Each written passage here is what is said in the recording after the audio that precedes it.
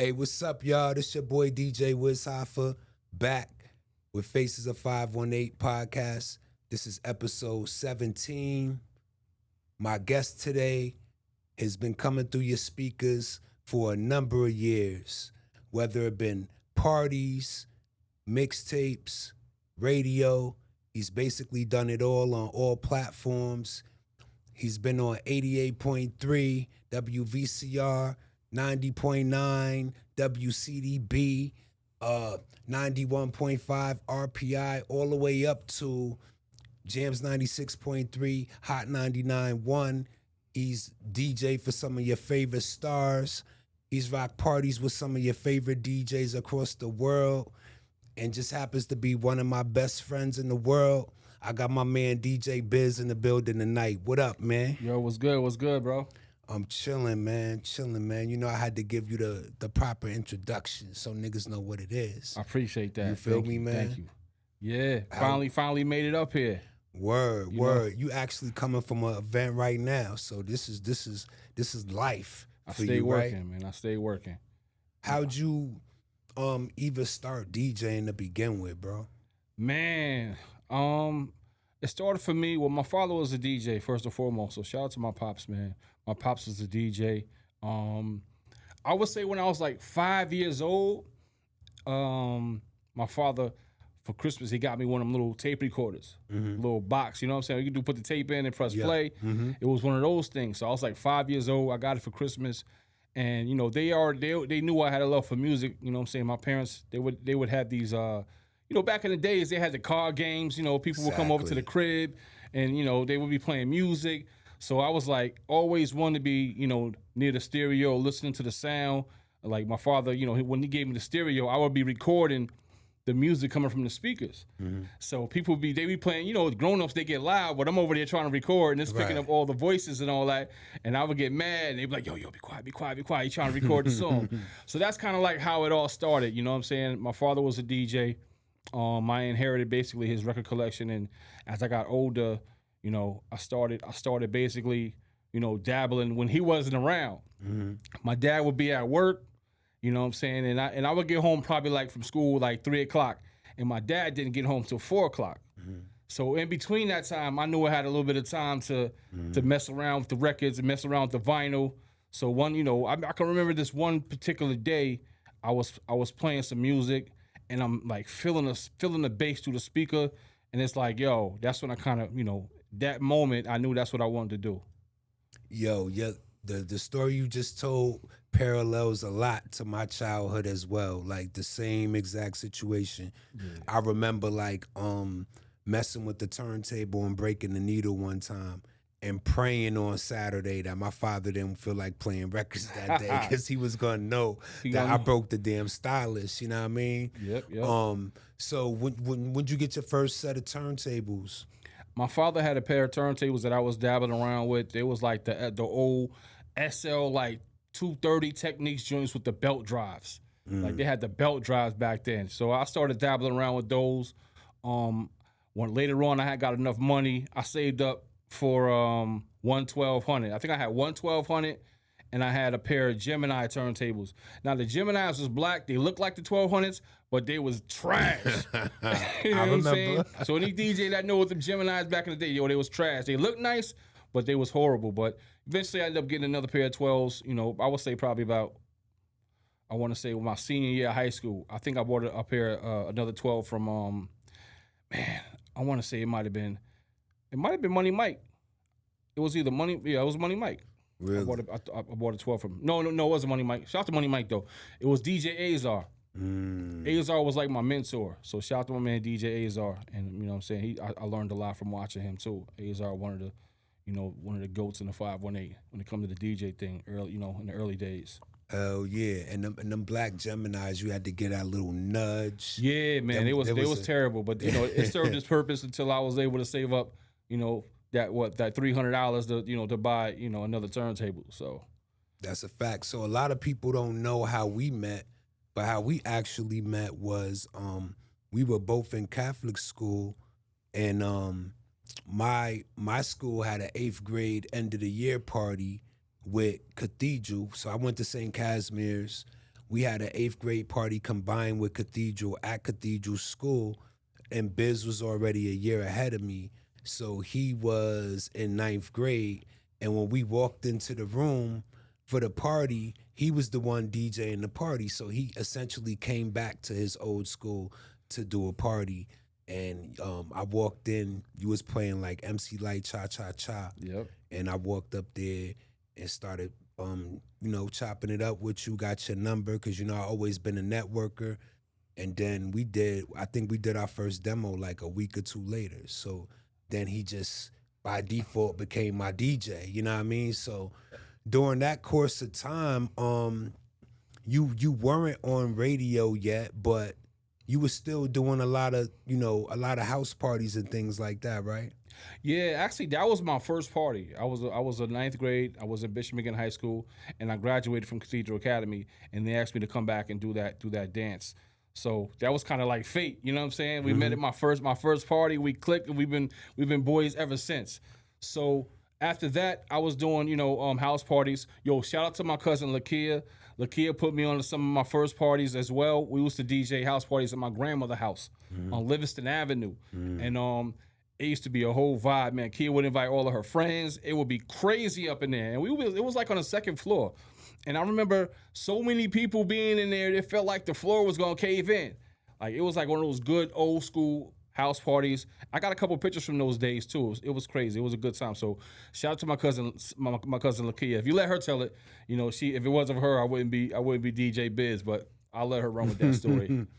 So yeah, in high school, man, those were some of the best times, not only in hip hop period, because those years is what many people refer to as the golden years of hip hop. So just talk about like, some of the records that was profound to you in those years. They're probably hip hop classics now, but what was some of your favorite records to chop up back then? Because we doing this for the DJs. This ain't politics today.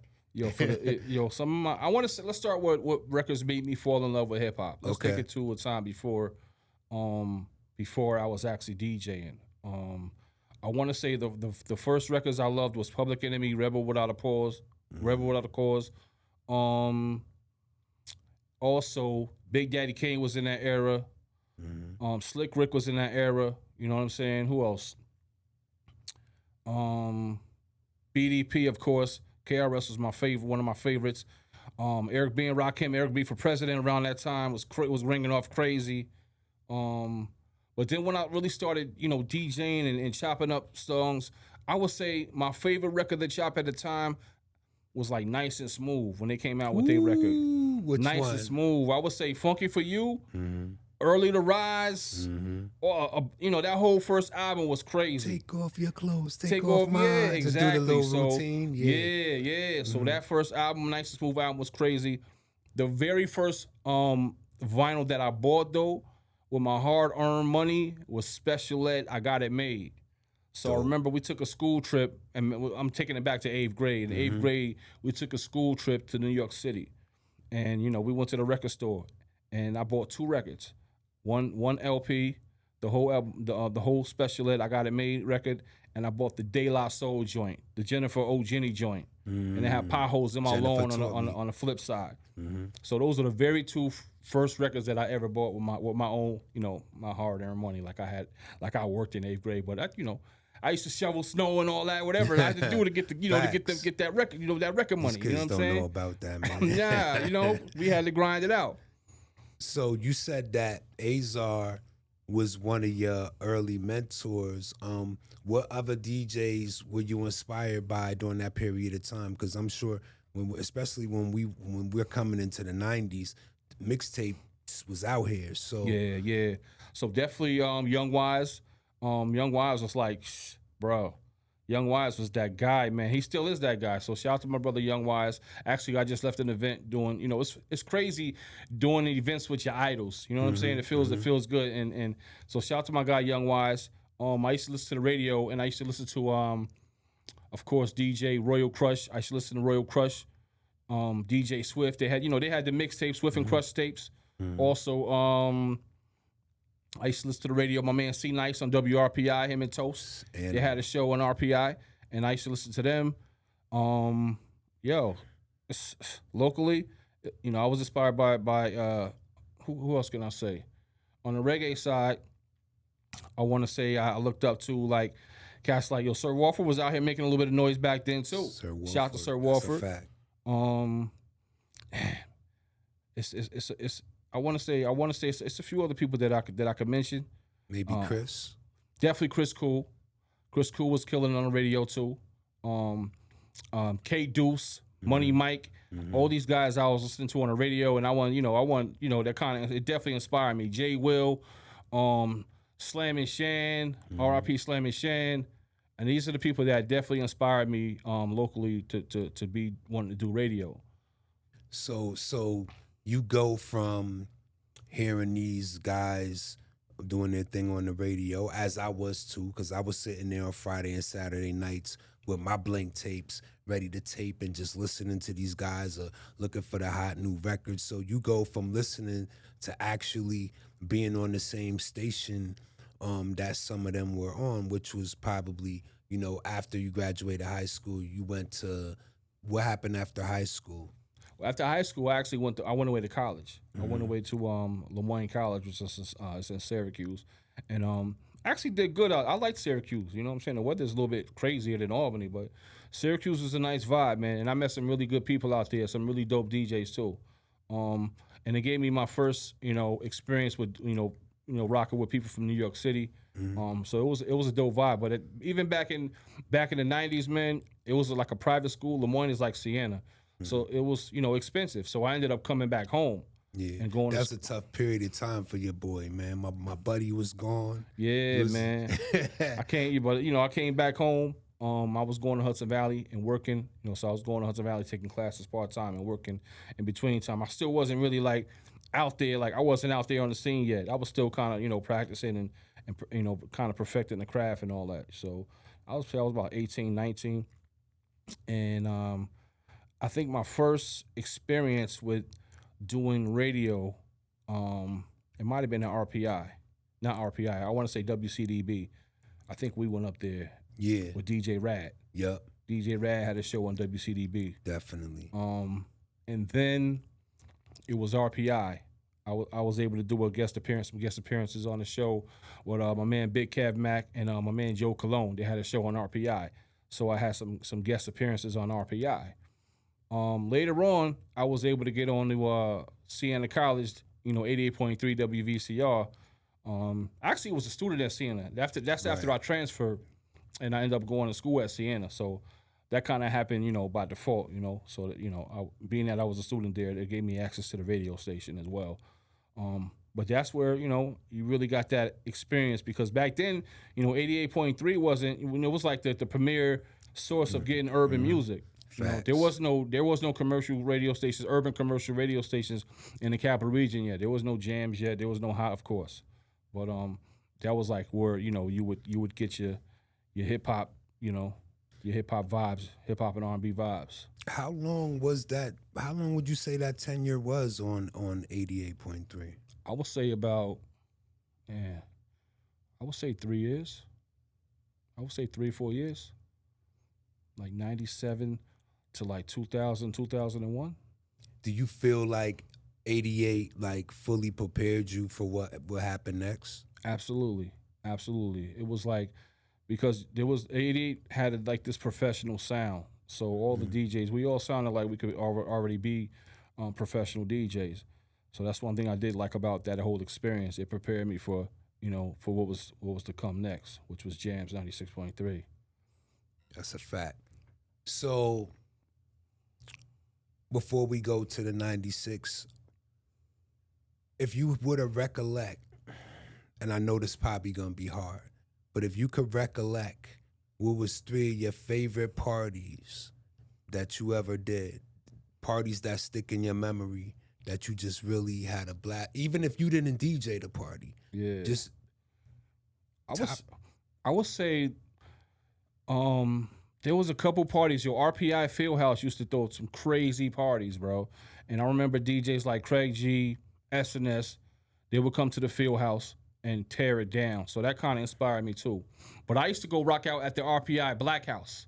The RPI Black House used to be a whole vibe. It was crazy in the Black House. Yo, shout out to my guy Junior too, man, for putting me onto those RPI Black House parties. But I want to say one thing that stands out during that time, I did my first interview. You want to know who my first interview was when I was on 88.3? 50 Cent. Wow. 50 Cent was my very first interview. And this is before, I think How to Rob was already out. And I don't think he wasn't, I don't think he had, had that experience where he had got shot yet. This is probably before that. Okay. But I remember my first interview was 50 Cent. I don't know if you remember, but there was a party going on over at the spot over in Rensselaer. You remember, I think the guy's name was Tony and Vance. Oh, Nightlife yeah. Entertainment. Tony Perella? Yeah. They I did ended the party. up working for him. They Yeah. did a party over, right, yeah. They did a party over there at the spot, the old Toys for Joy over there in I Rensselaer. remember exactly where it was because there was another event we did that DJ Scribble was there. You talking about that same place? Yeah. It was called like Cityscapes or something like that. Yeah, yeah. So they brought up 50 Cent, Lil Vicious, and somebody else. And somehow I got plugged in to do an interview with 50 Cent. So I remember him pulling up to the station. You know, he had the white 4.6 Range Rover outside. You know what I'm saying? A drop top something. I just know that, he was rolling up deep. And that was like my very, very first interview on air, on radio. And it was dope, man. 50's a good dude. He's one of those people that, he's the same. He's approachable too. I could say that about him. I've been around him many times. Just don't, want to get, don't owe money. You get on his bad side. You actually been to Fifth House before. Yeah. I've been to 50 House a few times. He had the house alone. He had the mansion in Connecticut. How was that experience? It was crazy. I went out there. The one time I can remember, I went out there. Me and my guy K Deuce, we took a trip out there, and it was for Mobb Deep, because for a while Mobb Deep was signed to Gino. Yeah, yep. So it was for a Mobb Deep video shoot. Now 50 had like 4 busloads of strippers. When I tell you busloads, I'm talking about like Greyhound busloads of strippers pull up to the spot. And it was, pulling up to the mansion. We was he got the in-ground pool in the club. It's a whole club in the basement. So we're in the basement partying and, chilling. The strippers is, doing what they do. And then they had the video shoot. It was nice, man. It was a nice vibe. A lot of the big DJs from the Northeast was there. So it was dope to, the network and vibe with everybody. But 50 is one of those dudes that, he's very approachable. Yo, we also had the privilege of seeing 50 perform at the Labor Temple. You remember that? Yeah, I was gonna get to that, man. That was crazy too. That was right before the album dropped. Yeah, we was right there. Like, we was basically damn near on the stage. Yeah. I just remember the Labor Temple running out of liquor. That's how crazy that night was. I remember bro pulled up and like he had like a bulletproof Cherokee. Yeah, they outside. had them. They had them joints that they used to wear. Yeah. That party was crazy. So I remember somebody started fighting and he like, yo, let him fight. I like that shit. Let him fight. I'm like, yo, this dude is crazy. But that was a good night too, man. That was a good night too. Fist's a real deal. He's a good dude. So after 88, you still probably dibbling and dabbling, just doing your thing, doing parties here and there. And then how did the Jams opportunity come about? Well, I remember doing a show at the Palace. There was an R&B concert at the Palace, and I was the stage DJ. And, I'm on stage doing what I do. And I don't know if Sugar Bear was in the building. Mm-hmm.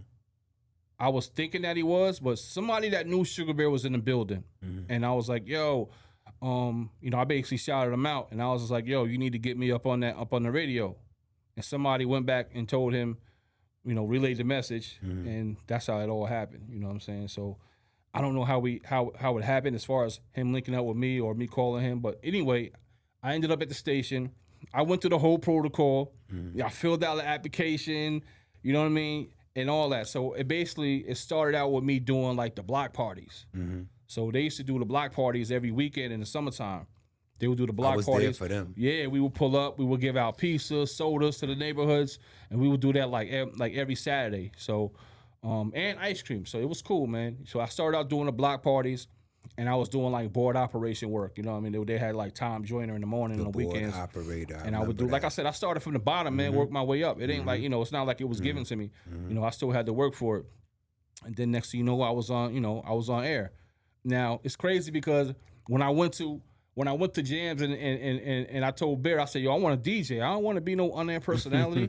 So Bear was like, nah, man, I need you to be an on-air talent. You know, he saw that in me. Even though I was already accustomed to being on radio, like I wanted a mix show. You know what I'm saying? So Bear was like, nah, I want you to perfect your craft as far as being on air. So that's how that happened. I started doing weekends. I was already good, season coming from 88.3, but I got even better. And eventually, I landed myself the night show, full time, Monday through Saturday, the night personality on Jams. Talk about how Jams single-handedly kind of changed the landscape for a lot of things, including your career. I mean, Jams is, even though Albany was like what they call a B market, Jams is something. It means something. You know what I'm saying? It puts you in other arenas. Being on radio, you get you're touching the people. You get a chance to to really. To me, the one thing I liked about it was being on air, talking to the people, going out to the community. It wasn't just about music. Yeah, the music was on point, you know what I'm saying? But it was all about, networking and vibing with the whole community. And people loved us. We had a really dope squad, man. So, shout out to Sugar Bear for putting me on, brother. You already know how we do it. Yeah, nah, that was really a dope period of time, man, because it was like Jams was our first commercial hip hop and R&B station that was here, because the prior stations that we spoke about, they were college radio stations, so they only had a limited reach, and some were more professional than others, but Jams was like it as far as like, all right, this is what a radio station is really supposed to sound like. Doing some of those block parties, do you remember any of your favorites? Because I remember mine. Man, I can't really remember my favorite. I was watching BT, some old BT stuff the other night, and A. Marie performed One Thing. I think it was from last year. And A. Marie performed at one of the block parties. That was actually at Grafton. I was standing right behind her. Beach parties in Grafton. Yeah. Yep. And that was also the day. This is I'm just giving I'm giving people a little hip hop history here. So if I remember correctly, that day there was a big commotion, probably about 50 feet away, and I see this crowd building over there and people talking. I don't know if you remember this, when Rookie battled Esco Jackson. They had a rap battle. And I didn't even know that Rookie could rap. Right. And Esco at this time was premier. Like, he was that dude as far as like the new young guy coming up that was taking heads off. And Rookie was really going toe to toe with him off the head. That was a crazy day. That was crazy. I remember that. Wow. Yeah, Rookie was nice. You know what I'm saying? He's still doing his DJ thing too. So Jams just got bigger and bigger. Yeah. And then we actually got like a premier nightclub here.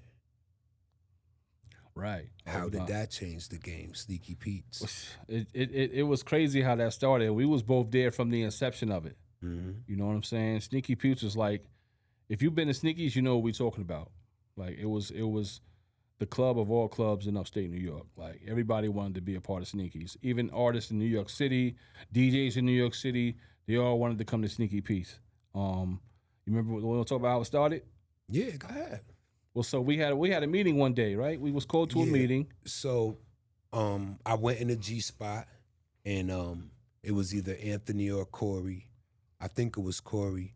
I went in to check on the mixtapes because me and you had that Biz and Wave joint out at that time. We had a mixtape out. Yeah. You remember the one that I'm talking about? Sev did the cover. Sev Static did the artwork. We was like in the basement. We was like in the basement with the records and all that. Yeah. For the cover. So I was going to check on that. He said, yo, I've been waiting for you to come in here because this guy named Bill Kennedy came in here and he said that he's the in-house promoter at Sneaky Pete's and they looking to start bringing hip hop. You know, they want to do a hip hop night at Sneaky's. And yo, here's his number. I still remember the number to this day. So I called you and Money, told y'all what was going on. We set up a meeting with him, and then we started it. We was looking for a title for it, for the Friday nights, because that's what we were starting with. And I gave it the title, The Jump Off. So anytime y'all see these old Sneakies flyers, The Jump Off, that's your boy Wizzy. Salute to you for the creation of The Jump Off, the biggest Friday night party. That shit was wild. And then Money was doing Thursdays and Fridays. Yeah. So I would be there sometimes 3 days a week because I was there with Money. He was doing every Thursday. Yeah. And then, mind you, once we got hip to how Wednesday nights was popping, because remember, Ray was still on Fly 92. Yeah. And they used to have the Wednesday nights there, which was more of a commercial night, and they would have Kamikaze DJing. Yeah. So it'd be Kamikaze and Big Ray and them on Wednesdays. Then it'd be me and Money would be there on Thursdays. Then you would come in on Fridays. They might just even have you again on Saturdays. So there's weeks where we was literally there 3-4 nights a week. But what do you think that that Sneakies did for the city? Because now we're in a landscape where everybody's talking about turning the lights back on and how we can make Albany great again and get the nightlife economy up. Like, from your perspective, how does Sneakies help Albany in the entertainment field? First and foremost, man, there'll probably never be another Sneaky Pete's. Like that was like one of those eras where, you know, it was so great. It'll be hard to top that. So, you know, moving forward, you know, we've had Albany has had its fair share of nightlife. We can't say that we've had plenty of spots. You know, That's true. Plenty of spots over the years. You know, grand opening, grand closing. You know what I'm saying? A lot of it has to do with, you know, politics. Some of it has to do with, you know, people, you know, not knowing how to act. So you got to take accountability for that too as well. But Sneakies was just one of those, like, it was just different, man. It was, like I said, everybody wanted to be a part of Sneakies. Like, you know, people, it was like a meeting ground for everybody. Like, you can come from Schenectady, Albany, Troy, you know, Poughkeepsie.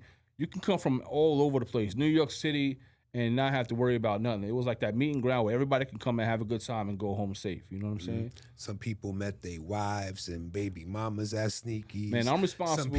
I'm responsible for a lot of relationships. Some of y'all niggas was born after a night at Sneakies. I'm responsible for a lot of kids. Like, a lot of these kids running around here is because of Biz. Like, you know, you met your wife because of me, dog. Like, you know what I'm saying? You're welcome. Yo, that's a fact, man. Yo, you know what era goes untalked about though? The Sunni party era. Oh man, I was telling somebody the other day about Sunni. Now, I only did a handful of Sunni parties, but I did some dope events at Sunni, man. I remember doing an event with Talib Kweli. We did the joint with Nas. Let's talk about the Nas joint. Yeah, bro. Yeah, so man, look, I'm grateful to you because for many years I was still emceeing, right? He knew that I could DJ since the first time he met me, but most people didn't really know I had turntables in the crib. They just knew me as a rapper. So, you know, when I met this guy, man, he really believed in me and my skill. And he used to just, anywhere we go, I'd be with him. If I had to carry crates, so be it. Whatever. Back then, MCs had to pay their dues for real. You know what I mean? Not like he was trying to make me pay him, but that just came with it, man. If you wanted to be in the hottest party with the biggest DJs, you carrying crates to get in there. Everybody carried crates when they was with me. I was coming like 10 deep, and everybody was carrying crates. So anybody from that era that tell you different wasn't doing nothing for real. So we used to just be at the crib and plot you know, Biz would be like, yeah, I'm about to be on stage for this. I'm be like, all right, what we gonna do for this? And then we'll practice it at the crib, and then we'll just come out on stage and do it. Just do that shit. It's like I didn't have to be on the flyer. I didn't have to pay nobody to open up. Like a lot of acts today, they try to charge y'all a fee to open up for acts. Like my man never allowed me to have to go through bullshit like that. So what was your recollection of the Nas? How? Man, it was just one of those special nights, man. Nas, who else was on that? Was that the one that Mobb Deep was on too? Or was that a separate one? Nas was not the same card as Mobb Deep. Okay, so we did it was another one we did with Mobb Deep and was that Mobb Deep, Black Rob? I get State Property. Okay. It was Beanie Siegel because I got a picture with Siegel from that party. And I forgot he was there. My man Bumpy was talking about that on one of his lives recently, and I forgot that Siegel and them was even there. But go ahead. But the Nas joint was just so crazy, man. I just was, man, like, yo, Wiz, let's do it. Like, go. You know what I mean? Like, it's that time. You know how you feel the time? Like, the time is right now before the show started. Like, go out there and show them what you do. And that's basically how that happened. And there's people that remember. There's people that remember that because there was no way for me to know who was in that crowd. Yeah. But when you have people come up on the street and say, "Yo, I seen you rock that Nas joint," that shit was just crazy, man. Good times back then. So Springfest was the thing that would happen in Albany for those that wasn't around back then. Every year in Albany, SUNY used to do an event called Springfest, and it would either be outside on the grounds or they would do it inside the SUNY Rack. Yeah, the SUNY Rack Center. Wow. Yeah. That's a fact. They changed the name. It's something else now. I think it's like the Steph Q Center or something, but back then it was called the Rack. Yeah, and they brought, a lot of dope people here. I remember seeing Jay Live do do his joint live, right? He did his joint and he was cutting and rapping at the same time. I was like, yo, this nigga is crazy. And it's like he did it so smooth, you didn't even know that. You thought it was the record. Like, you thought he was just rapping. You didn't realize that he was actually bringing the record back on both sides as a DJ and rapping over it. You know how hard that is and how coordinated you got to be to do that? So shout out to Jay Live, man. Definitely a talented brother. One of your memorable parties, that's memorable for me. We did a pajama party at SUNY. I was going to get to that. I was telling somebody about that the other day, about that pajama party. And yo, what made this particular party crazy was because at this time TLC had the Scrubs record out.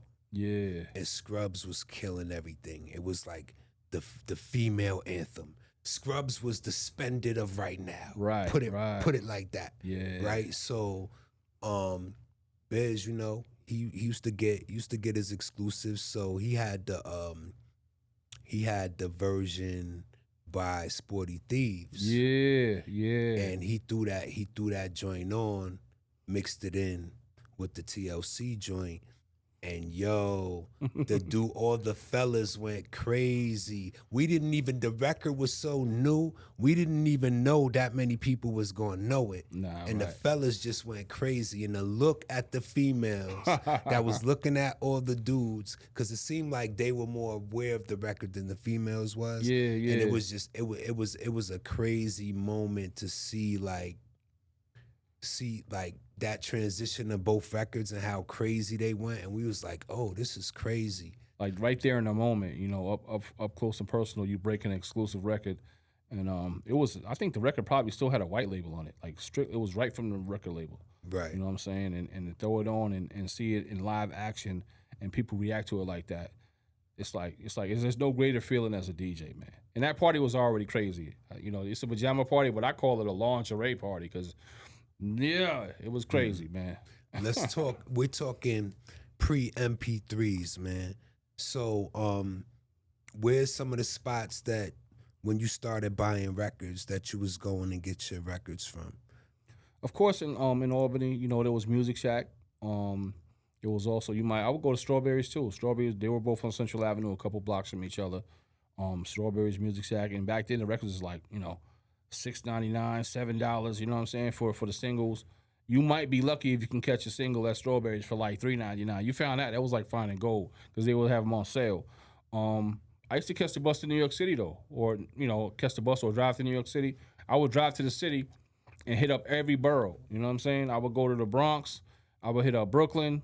The Music Factory was in the Bronx, B Street in Brooklyn, and of course, Rock and Soul in Manhattan. So, I would hit up Fat Beats in the Village too. So you getting up, you know what I'm saying?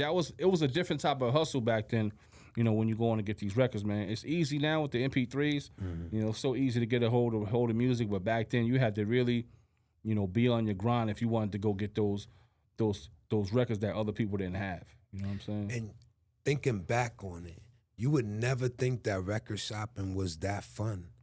Like, them is some of the best times. It really was. Just being in, like, we could be in Beach Street for 3 hours. For real. And not even blink.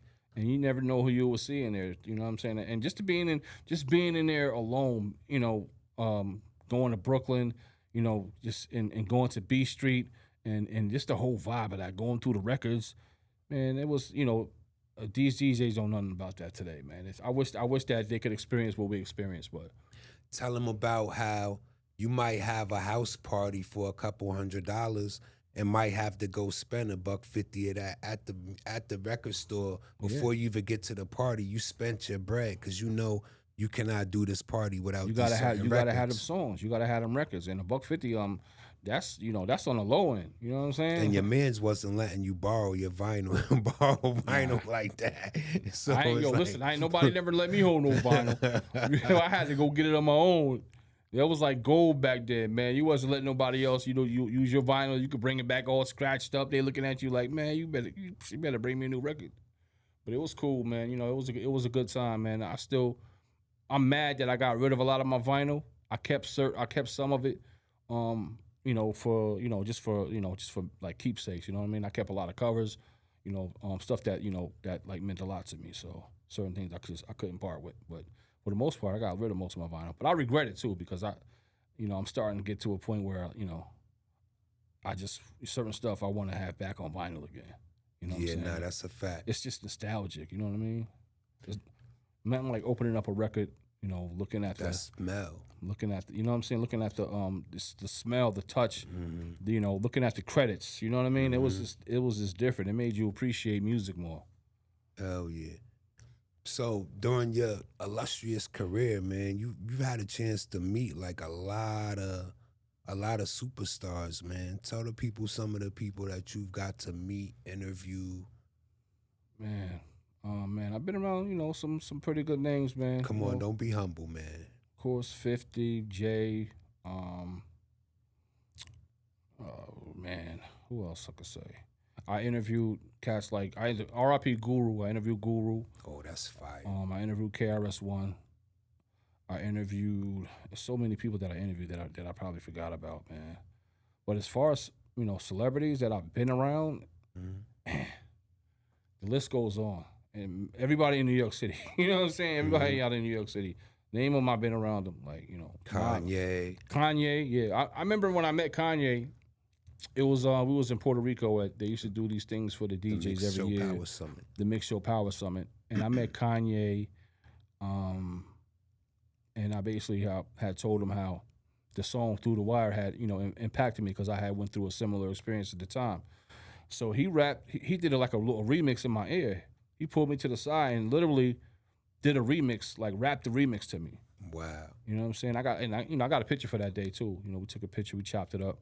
That was a different Kanye. So that was definitely a memorable moment, man. So shout out to Kanye, bro. Some of the pros and cons of radio, and I know this just by living in close quarters with you, because we used to be roommates actually. Yeah. A lot of dope events would be going down that you would be invited to, but you weren't able to go because you would be on the air. How annoying was that? Man, it was really annoying because my boss Sugar Bear at the time was like, "Nah, I need you in that studio." So nowadays it's different. Like a lot of DJs do pre-record their shows and they send them in, but not back then. Back then you was on that air, you was talking to the people, so you had to go. If you was going to the show, you was going late, especially if it was a local show. But Yeah. But shout out to Bear. Yo, Bear, I love you, bro. You made me, you helped make me the guy that I am today. You helped make me the DJ and personality I am today. It was some good times, man. So salute to my guy Sugar Bear, man. I know I keep saying Sugar Bear, but he was definitely one of those important pieces to guide me and mentoring me to be, the man and the DJ and today, man. Nah, that's So, a fact. yeah. We gonna have him come up here and talk his shit too. You Yeah, know for what I'm sure. saying? He's definitely a notable figure in 518 hip hop. So we gonna definitely make that happen. Is there any opportunities that you missed being able to do that you wish you could have did? You know what? I wish there was social media when I was on the air, man. If there was social media back then, it would have been crazy. It would have been crazy. It would have took it so far. I would have pushed that social media stuff to the limit. But yeah, I wish there was social media. I pretty much did a lot of stuff. I was blessed to be in a lot of places that the average person couldn't be in. You know what I'm saying? And I'm still blessed to be able to do this, to this level nowadays too. I still do a lot of stuff that, that I don't always put out there. But like I said, to be doing it for this long, for this level, it's been about what 35 years. You know what I'm saying? I'm definitely appreciative and I'm blessed to be able to do it, still do it like I'm doing it to this day. Because a lot of people in my age range, they tapped out a while ago. Yeah, no You know what I'm doubt. saying? So, No doubt. We are blessed. yeah. Yo, tell me what it was like DJing for Black Rob at the Barclays. Oh, man, I remember pulling to the Barclays, and you don't just walk in the Barclays, through an entrance. You drive in when you with the artists and all that. So it's kind of dope. You pull into the Barclays and to the entrance where the artists go, and you pull in. I remember pulling in and they're like, "Yo, park." They'll tell you to park, and next thing you know, the ground is moving, and it's positioning your car to go to a different, to what area they got you going into. So being backstage at the Barclays, it was dope. I had a chance to meet some great people. Shout out to my guy DJ Passion. My man Passion put me in Black Rob together, man. So backstage. And rest in peace to Black Rob. Yeah, R.I.P. to my brother Black Rob, man. Backstage, I had a chance to chop it up with Lil C's, SWV, Carl Thomas. A few other people was back there too. It was dope. When I finally got on stage, it was like surreal. To be in Brooklyn at the Barclays Center, and you got 20,000 people in the crowd, and having the crowd react to what you doing on stage. Like I said, that's a moment that I would say every DJ lives for, and it's definitely one of those things where you appreciate it. Like, damn, I can't take that for granted because, like I said, I made it here, and it was one of those moments, man. It was a time. So, like I said, shout out to my man Passion. We did a few other shows too. We did a show in L.A. We did a show in. Oh, that's right. Who was that? The Locks or? It was What was the LA show? It was Forgot about that. It was similar to a Bad Boy reunion. It was a lot of Bad Boy artists, so they did one in L.A. and they did one in D.C. at the Verizon Center. I think the one in L.A. was at the Staples Center or something like that. But the Locks was on the L.A. show too. So yeah, I had a chance to chop it up with them. Like I said, man, anybody from New York, all the New York goats, I've been around. So. And like I said, even on the West Coast, I've been around Snoop. I've been around Dr. Dre. I bet Dr. Dre, Snoop, Ice Cube, Lil Wayne. Who else? Man, T.I., a bunch of people, man. Take it to the South. Slim Thug, Trina. I'm just naming off names. Remy. I'm just naming off names now. I got, all these people that I've been able to come across. Fab, multiple occasions. Man. I can go on and on, but I don't want to, I don't want to. Yeah, nah, it's all good. Do you have a favorite, in the Sneakies era, do you have a favorite event? Oh, man, I would say there was an event where you did with Ashanti. I wasn't there for that. Ashanti, the line. I heard that was crazy. If you remember the door where the door was with Sneakies, the line was like to Central Avenue. to Central Avenue. It was crazy. So that was like one of my memorable events at Sneaky Pete's. Aside from my birthday parties, of course. And she only did one joint, right? If I remember, yeah. That's all she had to do though. Right. You know what I'm saying? It's Right. Ashanti. They were just happy to have her in the building, you know what I'm saying? So even if it was only one song that night, you know, people just excited to see Ashanti. You know what I'm saying? So that was dope. You want to know? I think my favorite event that I did was it wasn't at Sneaky's though. Mm. I don't know if you remember this joint at the Big House. Oh, come on, man. That's etched in stone right there. The Big House. I mean, you party. could talk about it.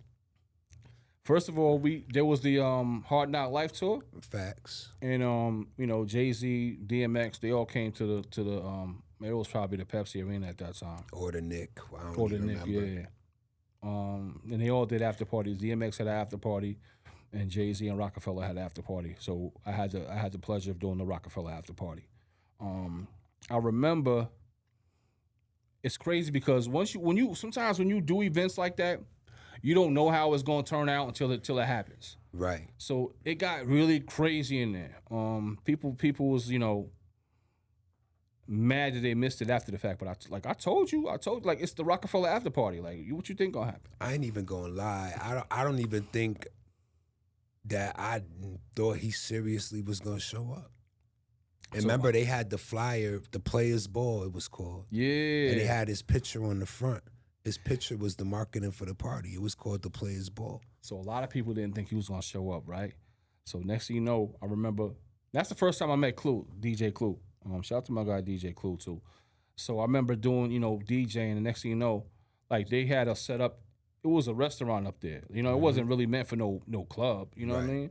But we had our speaker set up. We had, you know, old school style. I'm talking about amplifiers, wires running to the speakers, and I got my turntables. And here comes Jay, hopping over the booth like one of those booths. You know, they had us enclosed in a booth. Like you go out to eat, and they got the booth. Right. You know what I'm saying? So he hopped over the booth, and the crowd went crazy, bro. I'm like, yo. Because there was the exit door, right? Right. They came. It was like the left-hand exit door side, to the other part of the Big House. So once the crowd went crazy, something happened with one of the speakers. The sound went dead. So when the sound, I'm on my hands and knees trying to figure out what's going on, with the Right, because sound. he tried to play the first record, and it didn't drop when it was supposed to. Because Right. remember, Jay came out with him. Yeah. So I remember I ended up getting the sound back on, and Jay's rhyming through this. I had this realistic mic from Radio Shack. I don't know if you remember. And by the time he got that shit was red hot. Bro, yo, he was rapping and it sounded good. You couldn't tell me nothing about that mic after that, bro. So anyway, he's rhyming, he's doing the records, and Clue was like, yo, you got this. And mine was on the radio then. I had all the records. I'm pulling out every record that he asked for. Are you saying it was a black realistic? Yeah, that's the mic that he was rapping on. It was one of them old school black realistic Radio Shack joints. Bro, that shit is in my basement, bro. You stop playing. That shit is in my basement. You still got that mic? I'm gonna show you the picture of it. Yo, that's just like the holy grail right now, bro. I never realized that was the mic that he was rhyming on. Yeah, and That's it sounded crazy. good. Like it sounded like, Yeah. you know what I'm saying? It sounded like a quality mic. You know what I'm saying? I was like, okay. My realistic mic came through for me tonight. So yeah, that And party you was let me crazy. open up for him. Yeah, man. And then by the time he came out, because we were on like it was like a love seat. So music's dead. Biz figuring out what happened. Mm-hmm. He gets the sound back going again. So then they re-enter because they went back out they the went door back out and came until back. we got it straight. Yeah. And then they re-entered. And I just remember the second time that Jay came out, he had tucked his chain or took it off. Yeah, Because the girls were so much in a frenzy the was first going time crazy. he came out Yeah. that he was like, nah, they gonna finna probably be pulling all over me. Yeah. I seen some of y'all doing some things y'all shouldn't do. I was pointing at y'all like, I'm telling you, nigga, nah. But yeah, so he comes back out. The music is on. The only place that he could really be at that would have put him above the crowd and not standing on the actual floor was the love seat that I was already standing on. So he comes and stands right next to me. Yeah. So I'm standing next to him while he's doing this whole set with my arm on his shoulders, literally. Mm-hmm. And he ain't really have a lot of energy when he started. But I was in his ear saying his rhymes while he was saying them, and he just started picking the energy up. And I just remember him saying, yeah, if y'all notice the cameras in here tonight, we're filming a movie that's gonna come out. He didn't say the name of the movie, but the movie ended up being backstage. Right. Yep. And so when that movie dropped, I couldn't wait because I'm like, yo, We up in there. there may be a chance that there's some clips from Albany. Yeah. But there wasn't no clips from Albany. There was But one yeah. clip from Albany, I believe, and I think it was a clip where I don't know if they were somewhere signing doing autograph signing. They were signing money, and I want to say that Wonder Woman and Sugar Bear were there at that signing. So there was that one clip they showed. Okay. These guys are throwing money into the audience, to the crowd, like 20s, like. Yo, that was so fire. And the next day, I'm working at the car wash, and I'm telling people what occurred last night. I think half of them blew me off. Like, They're this looking guy, at you like, yeah, this all guy right. is full of shit. They're bro. like, yeah, all right, dude. But and you know, it's crazy to do things at that level and then go back to your regular life. I tell people it's like Cinderella with the slipper off. But that was really a memorable story that I could only talk about because I had no proof. So then one day, Biz goes on Facebook and tells the story. Yeah. Tells the whole story that night. Somebody actually sent me that photo that I sent to you. Right. So a girl posted on there and was like, hold up, let me go look at my photo album. She goes in there, takes a picture of it, and posts the picture with me standing next to Jay. I'm driving at the time. I'm not even on social media. I get a text on my phone. Mind you, this fast forward 20-something years later. I get a text on my phone from Biz. I open it up. I see the picture. Nigga, I pulled over. I said, oh, shit, this is crazy. Yeah. My moms ain't even believe it was Hove, bro. Wow. She was like, that's not Jay-Z. I was like, Ma, that's him. Yo. But yeah, that's crazy because that's like the only shred of evidence that we have from that night. For real. Aside from everything else is just exists in our memories.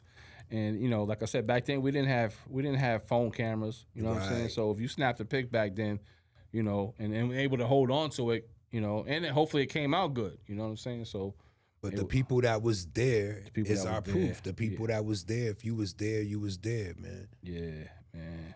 Shout out to my mans and them that threw that party too. They partnered up with Rockefeller and did that party. This dude Mike and George, they teamed up with Rockefeller and did that. So it was a good night, man. It was a good look. You know what I'm saying? So, doing all these parties, concerts, like huge events that you've been a part of, and us being in the conversation of trying to build Albany back up. What do we need to make Albany great again?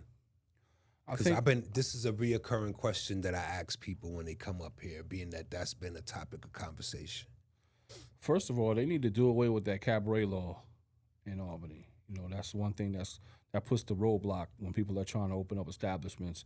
You know, this cabaret law, which you know, you have to have a license to have live entertainment or a DJ.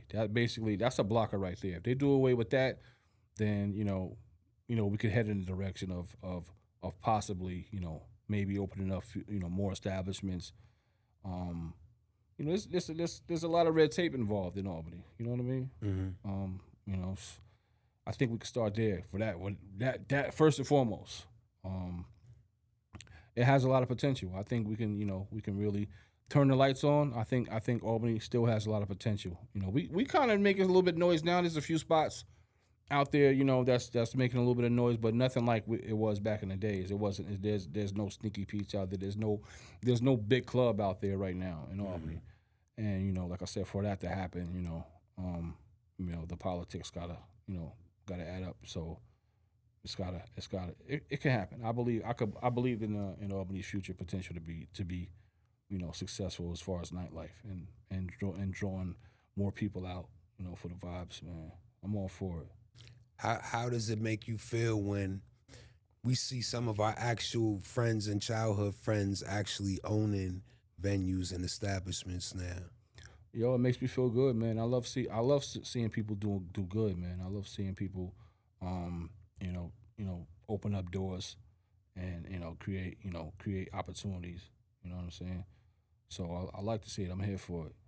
You know, that's probably the next step for me. I've been DJing all my life, but the next step is probably ownership. Opening up. It's got to be the right place though. It's got to be the right vibe. I don't just want to open up, just to open up something. So I want to open up that the people are gonna love, appreciate something different. Come out, have a good time, go home. For the grown folks. You know what I mean? Yeah, and just going out to a lot of owners, because essentially we haven't owned any establishments, but we've been in the bar and restaurant business to some degree, club, tavern, whatever you want to call it, for like 30 plus years now. And it still seems like owners don't want to listen to us. Right? Like we've seen everything we've seen all of the challenges that they're facing. We know what the people like. We know what to do and what not to do. Why do you think a lot of ownerships become temporary in the 518? Because just because you own something doesn't mean you know how to run that business. Some people got money and they open up a business, but they haven't done the research to run that business correctly. Like you got people like us around. We've seen every aspect of the business. So why wouldn't you listen to a Wizzy or a Biz when it comes to like, yo, this you should do this, you should do that. You know what I mean? Like some people just have to learn the hard way, and some people feel like they're the owners, they don't want to be told what to do. Hey, it's my money. All right, grand opening, grand closing, and I've seen that so many times. And I hate to see it, but it is what it is. Sometimes it's too many people in their ears. Yeah, You know what I mean, and they don't know. I just think it would be beneficial for you to listen to somebody who's been actually around. been doing this for a long time. But I love to see the growth in Albany and what I'm seeing happening with just black businesses, period, in Albany, whether they're nightclubs or bars or even if they're just new ideas, new concepts. There's a lot of and our black women, they kicking ass up here right now in business too. Absolutely. So shout out to them. Like they've been holding shit down for 10 years and better and really like coming out the woodworks with some shit. I agree. You know what I wanted to ask you? Before the Sneakies era, because a lot of people talks about the Sneaky eras, because Sneakies was obviously one of the biggest and best establishments we ever had, if not number one. But name some of your favorite spots that you used to DJ at before Sneakies existed, because I like to give people some history. I would say the Rockin' Horse. Remember the Rockin' Horse? Yeah. Lamel used to throw the Thursday night parties at the Rockin' Horse in Latham. The Waterfront was crazy. Yeah, the Waterfront in Troy. Yep. Oh man, what else? What did we have in Albany? Before Sneakies, what did we do? We always had the Labor Temple. Yeah, the Labor Temple parties, the reggae parties was legendary, man. I remember DJing, like I would do my reggae stuff, but I would do the hip hop set. I remember that at a lot of the Labor Temple reggae parties. Man, but we had spots like. While you there, just shout out to Black Spur and Black Rose International, who had all the old reggae parties You can't on lock. mention reggae without in the cap, Because in that's the cap the district OG without right mentioning- there. I gotta make sure that he gets his proper respect, man. Absolutely, got to shout out Black Spur. Shout out to Black Spur. Shout out to Sir Walford. Shout out to my bros, Ronnie Bop, Young Soul. Rest in peace, Driver. Yes, sir. Selector Free. You know what I'm saying? You got a few new catchers out here making noise too on the reggae side. Selector Buzz. Man, reggae, some memorable parties doing the reggae stuff, man. But before Sneakies, we had stuff like, there was another spot on Central Avenue. I cannot remember what it is right now. It'll come to me though. You're not talking about Aquatica, are you? But that was around Sneaky's time, though. Yeah, that was around Sneaky's time. But it wasn't that location, right? You talking about Broadway? It might have been. It might have been Broadway. The Broadway Club was on Central for a little bit. Okay. It was a little vibe. Colony in Central, where Cap Wolf.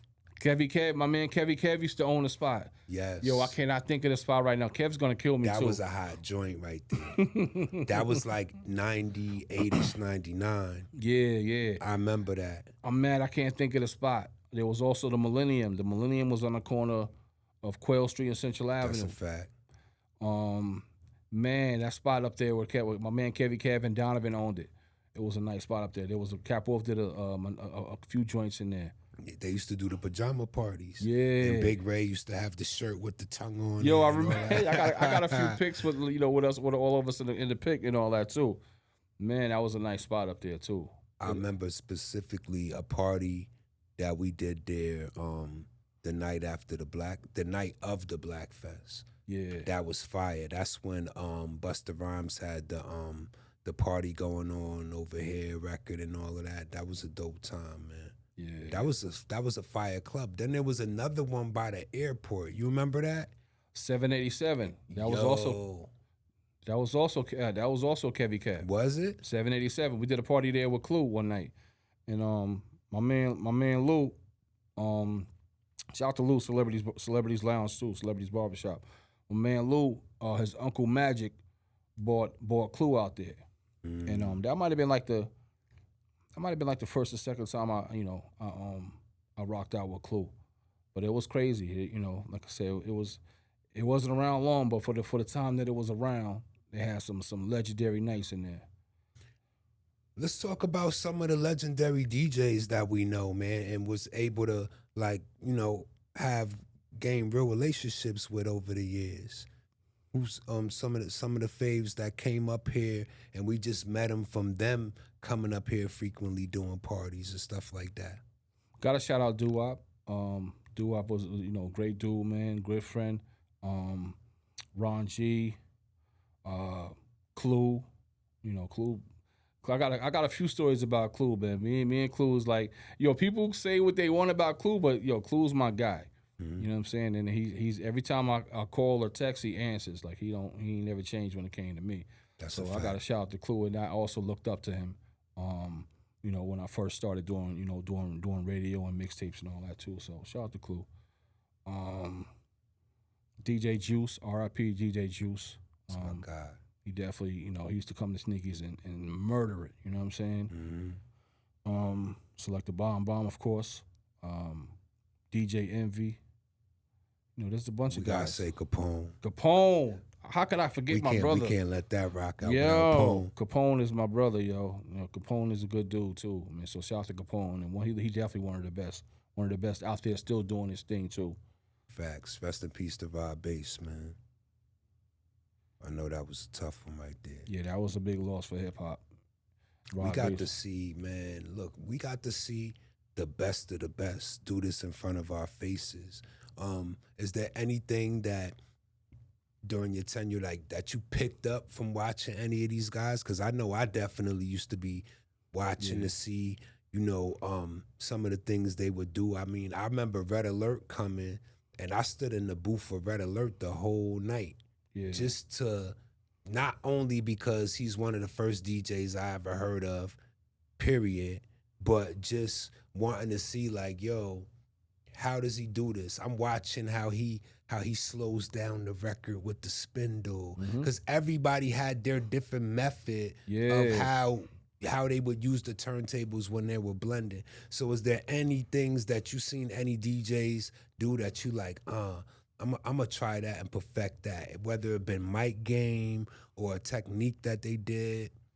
I would say, you know, what inspired, especially when it came to radio. Like I said, I learned by listening to Funk Flex. Also, you know, DJ Enough. R.I.P. Mr. C. Mr. C. Did some, you know, he was incredible DJ, man. Word. I learned by watching all those guys. I also shout out to Green Lantern. Green Lantern used to do the illest intros. Like, you know, I picked up mad stuff from listening to Green Lantern tapes. And I would go back and try to mimic a lot of that stuff. Nah, because you're a monster with the intros. Like, I never heard. They ain't gonna like me for this, but Money Mike and Biz has some of the best DJ intros I ever heard in the 5 period. Definitely top 5. Yeah. If you got to name that. 5, definitely top 5, man. Y'all niggas used to put it together. Tell people about the intros. A lot of people that aren't DJs don't really know what intros are. Okay, so DJ intros would be like the first thing you hear on the tape. It might be, you might hear like a sample from a movie to start everything off or something, whatever the DJ creatively wanted to grab to get your attention. Then you will hear the beat drop. When the beat dropped, the DJs would scratch up different phrases from different records and make it talk like a paragraph. Like, and most of it was really just bravado to say like, I'm the best. Yeah. The closest I could get to telling anybody who hasn't heard a DJ intro, if you've heard anything that DJ Premier has produced and you hear how he scratches different phrases in the choruses, that would be a short version of an intro. He's only doing it for 4 to 8 bars, but an intro might be like a minute and a half full of the DJ just cutting up phrases and stuff like that. And Greenland DJ Juice was crazy with the intros. Was too. one of the original ones that made it popular. Yeah. If you let him tell it, a lot of niggas stole from him. Then you had the Green Lanterns and other people that came and made it popular. And, you know, we was just some kids in the 518 that were, you know, 14, 15 years old. We copping these mixtapes and we trying to do mixtapes ourselves. So of course we doing what we think is supposed to happen on a mixtape. So they created a standard and we trying to measure up to that same standard. Not only that, sonically it sounded dope. It was different. Everybody can't put together phrases and words and make it sound good. Like, you really got to dig deep into yourself, pause. You know what I'm saying? And to come up with these phrases. Like, you know, an intro that might be a minute and 30 seconds when you hear it, but it might have took that DJ 2 weeks to put it together. But with the final product, it's like a minute and 30 seconds. But, you know, it really gives a chance to express some creativity. So, yeah. I appreciate that, though, man. I had an intro on the radio for my radio show, and people would literally, like, wait for me to come on the radio every day at 7:00. That's just a fact. to sing the intro. I was like, you know, people loved it. You know what I'm saying?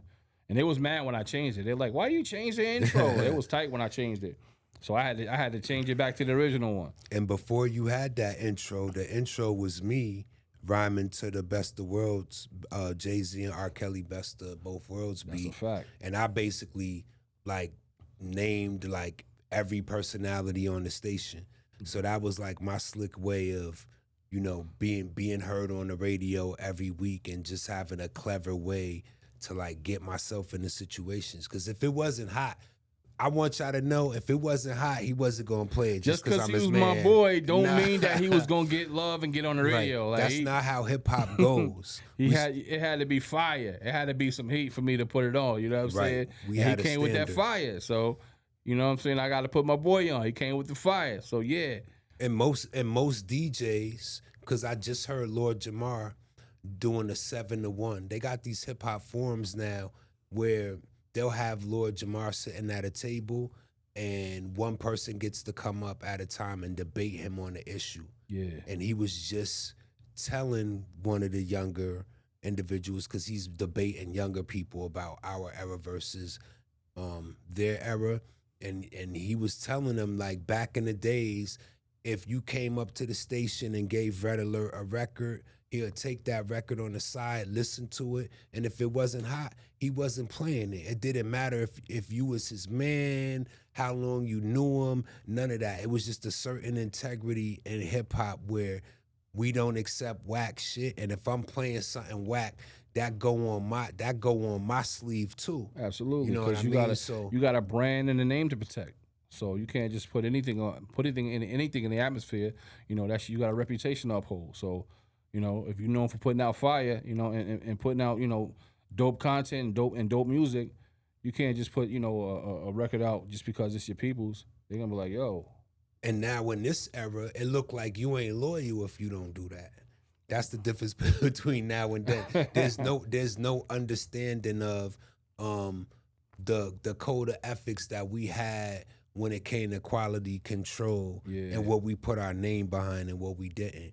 And you know, throughout your career, you ain't put your name behind a lot of people, bro. So I'm blessed to be one of them people that you co-sign because you definitely did not just, you know, give anybody free reign. I'm sure you had a lot of demos and a lot of songs and a lot of tapes and a lot of CDs given to you over the years. So you know, that's a part of the game, man, and that's a part of the business. But you know, like you said, everybody, unfortunately, you know, they got to go back to the drawing board. You got to put that heat out. I can't put just anything on the radio. You know what I'm saying, or on a CD. You know what I'm saying.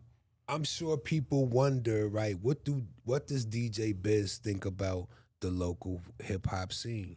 I don't think anybody's ever heard that asked to you publicly. I think it's dope. I think it's a lot of talent in the 518, man. We should be on the map. Like, you know what I'm saying? Like Buffalo got Griselda. You know, Albany has a lot of talent, you know? So it'll be interesting to see like who actually is gonna put the city on the map as far as, you know, music and hip hop. You know what I'm saying? But Albany, it's a lot of dope artists in Albany. I ain't know nothing but love for the 518 community in hip hop. You know what I'm saying? We got artists like, you know, US Bay doing it. You know what I'm saying? I seen the interview you had Pesci and ADG up here. Like these guys is really, you know, they really talented. You know what I'm saying? You got who else? We got of course Wifey. She doing her thing. You know what I'm saying? Of course we had JB. We got P Gutter. You know what I'm saying? It's a bunch of talented 518 artists, and it's so no disrespect to the people that I haven't mentioned. Right, it's just so many of them. It really is, but you know everybody. I like everybody. It's a lot of talent in 518, so I'm definitely proud to see you know the level of especially dedication. People really be making some fire shit in the 518. Shout out to Celly Paper. He one of my favorites to listen to. Celly Paper got some heat. He got bops, bro. All his joints be sounding like they ready for the radio. Yeah. And I think that's what we need. We need artists to set that example of, you know, what records need to sound like if they're gonna break outside of this area. Yeah. I personally was watching like a Kai Sanat amp party at the mansion, and mad people there, and they was playing Sully record during the party. The DJ was playing it. So I've seen that shit on live stream. Like, oh shit, that's 518 shit. Yeah. One thing you've been doing for years, and has always been a staple in a period of time that a lot of people look forward to every year, is your annual birthday party. Yeah. Which we're a month away from that. So tell everybody what made you just want to do that and keep it going, and then tell us when the next one is. My annual birthday started back in it's crazy that it actually started in the year 2000. I threw my first one at Sneaky Pete's. And I just been, you know, rocking it ever since with it. You know what I'm saying? People look forward to it every year. You know, people come out, they have a good time. There's never been no issues, no drama, you know, and it's always been a good vibe. And then the next one is August 22nd at the Albany Stadium Restaurant Bar, 51 South Pearl Street in Albany. Yeah, August 22nd. Save that date. The 26th annual DJ Biz Birthday Bash. It's gonna be a vibe. So, you know, put that on your calendar. It's always a vibe. And we truly, he brings out like Albany's best, man. You might see some people you ain't seen outside in a while. Yeah, a lot of people don't go out until a certain events like this. So I definitely appreciate that, man, for the people that pull up that don't normally step outside. So what's the future plans, man? Listen, man, it's funny because you had said something a couple weeks ago, and I was like, yo, that got a nice little ring to it. Because, Lamel back in the days, he the one that coined the phrase the upstate great, because I was doing parties all over New York State, you know what I'm saying, downstate, Utica, Syracuse, Buffalo, Oneonta, Cornell University, Ithaca, man, you name it, I was there. But now, I'm working on other markets, you know what I'm saying? I'm working on stuff in Charlotte, I'm working on stuff in Atlanta, so, in Florida, you don't call me the upstate great no more. We're going to retire that phrase. Don't call me the state great. Okay. No more upstate great. But, I'm still doing what I do. Blessed to be doing it, to this level, man. I'm grateful for that. And, that's what, parties, private events, hit your boy up, because I do it all. You know what I'm saying? Was it a good time? You recently did a party in ATL, a couple parties. How was it? Yeah, shout out to my brother Big Ray in ATL. It's a spot that we do in Atlanta called Chicago Pizza and Patio. It's a whole vibe, man. It was nice. And there's so many people from Albany and from New York down in Atlanta. So it was good to see people pulling up, showing love. It's already a vibe. Anyway, let's just say there was no people from Albany pulling up. It was still crazy in there. It was nice. But we're going to be doing that again next month, back in Atlanta, the weekend of July 17th. So it was a nice look, man. So I got some stuff that's gonna be happening in Atlanta. Like I said, I'm working on a few things. People didn't know that they could book me down there. So now that I'm down there, they're like, "Yo, what's good?" Yeah, I'm opening for bookings in Atlanta, Charlotte, wherever. Hit me up, all right? At DJ Biz 518 on that IG. You know what I'm saying? So things is going great, man. Hopefully you able to get the same things going and see. Oh yeah, absolutely. You know what I'm saying? Keep it popping out there, man. Yeah. It's looking like it's gonna be. I'm gonna be even busier than I was when I was here in, around doing stuff around Albany. So, once people know that they can book me down there, it's gonna be crazy. I'm gonna have to turn down parties. You know what I'm saying? Yeah. When I bring like 518 legends like yourself up here, I always know we're gonna have to do a part 2 at some point, because the career span and the amount of things that we've done, or the amount of things that we may have even just forgotten that we done. Yeah. Because sometimes people bring things up to me that I totally forgot about, and that's just coming with age, and just we've done so much stuff. So there will definitely be a DJ Biz interview part 2. I gotta write stuff down, because you know what I'm saying. Point in time. Yo, my memory ain't as good as it used to be. Mine's not neither. And my wife hear me talk about that every day, bro. Like, my memory is going crazy. I'm still kicking ass though. Don't think as we slipping. Nah, you're doing it. And like you said, it's like we've done like so much in that span of time, man. Since like the late '90s, we've been at it. So many things have happened. We've been a part of so many events, been around so many people. Now we blessed, bro. And I appreciate even having a platform where I can interview my boys. Yeah, you know what I mean? You as well. Appreciate you like as well. This is fire, because I've heard you do many interviews throughout the years, and I never been in the radio space from that point of view, but it gives me like a little taste of what that would have been like. Yeah. You know what I mean? And this is actually my first interview. Like I don't. Nah, I know that. No, but they don't know that. This is my first interview. Like, nobody's ever interviewed me. Like, I usually do the interviews, for coming from radio. But I had to give Wizzy the exclusive. Like, I've never done an interview. I never talked to anybody. I'm sorry to all the numerous people that he had to turn down. I turned down a lot of people. A lot of people was mad, but I had to give the exclusive to my boy. You know what I'm saying? That's just what it is. And I appreciate that, man. Appreciate you, brother. For everybody that's watching right now, let me shout out my sponsors. JGI Media. We're at 2 Highland Ave, Albany, New York. You got podcast needs, you need just music recorded, you need a live band room, you need photography, videography, film work, graphic design, websites, whatever you need under the media umbrella, you could come to JGI Media / Capital Mixers for the people that know the studio. And this is what we doing up here. Also, I want to shout out every Friday I'm going to be at Cuddy Lounge. That's 997 Central Ave. Dope new spot. My boy came through to peep me last weekend, so that was dope because I didn't even know he was going to pop up. Shout out to DJ Show too, who was coming in sooner in our fewer and a couple episodes later. But yeah, man, I gotta shout what I'm doing out here. And also I wanna shout being the first official DJ for Stage One Dispensary in Rensselaer. Shout out my man Merk for giving me that opportunity. So you're gonna see some of the things I'm about to do with Stage One.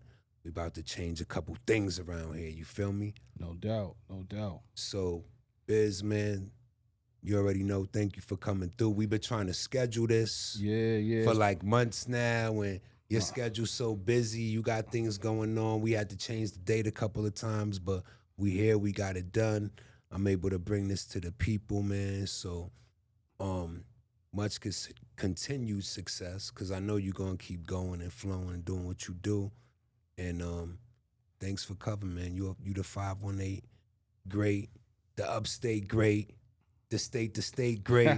You know what I mean? 518 legend for sure, man. So we signing out with my man DJ Biz.